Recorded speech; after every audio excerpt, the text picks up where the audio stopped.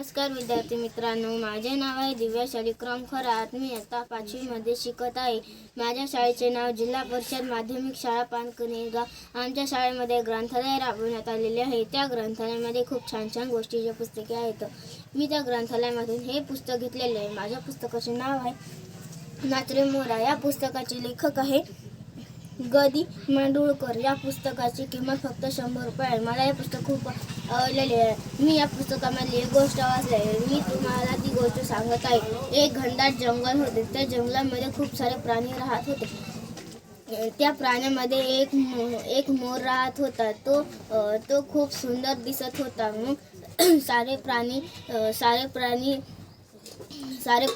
त्याला खूप आवडायचे आणि तो भी साऱ्या प्राण्यांना खूप आवडायचा।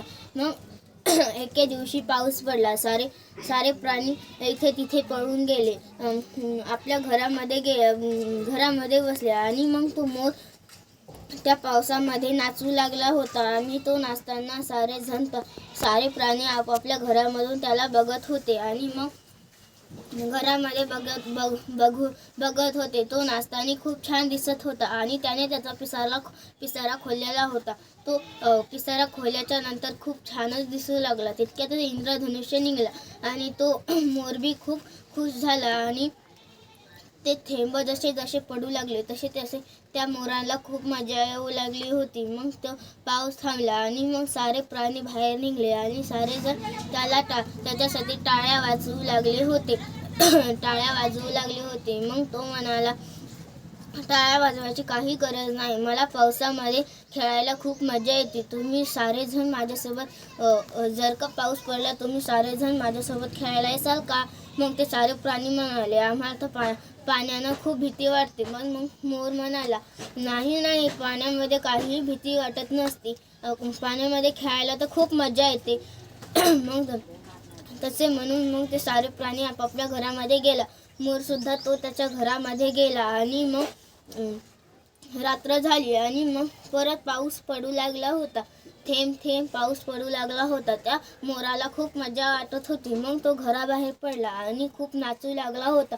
मग तितक्यातच एक वीज त्याच्या बाजूला पडली। मग त्याच्या बाजूच्या झाडावर पडली। मग मोर म्हणाला, बापरे बाप, ही वीज पडली, आता मला तर खूप भीती वाटत आहे। मग तो मोर पळत त्याच्या घरामध्ये जाऊन झोपला। दुसऱ्या दिवशी दुपार झाली आणि मग दुपारा खूप ऊन पडले आणि मग तो त्याच्या घरामध्येच झोपलेला होता, कारण की त्याला खूप भीती आता वाटू लागली होती पावसामध्ये। काल रात्री तो नाचताना त्याला त्याच्या पलीकडच्या झाडावर वीज पडली होती। मग ते सारे प्राणी त्याच्या घराबाहेर उभे होते आणि त्याला आवाज देऊ लागले। मग एक कोल्हा त्याच्या घरामध्ये गेला आणि मग त्याला आवाज येईल, मोरदादा बाहेर येशील का? मग ते कोल्हा म्हणाला, नाही, मला तर खूप भीती वाटत आहे।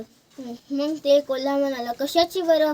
आम्ही सर्वजण तुझ्या दारी आहो, हे आमच्यासोबत तुला काहीही भीती वाटणार नाही। मग ते सर्वजण तिथे गोळा झाले आणि मग मोरदादा बाहेर आला आणि मग म्हणाला की मी तुमच्यासोबत आता नाचायला येणार नाही। मग ते सारे प्राणी म्हणाले, का बरं? मग ते म्हणाला की नाही, मला खूप भीती वाटत आहे।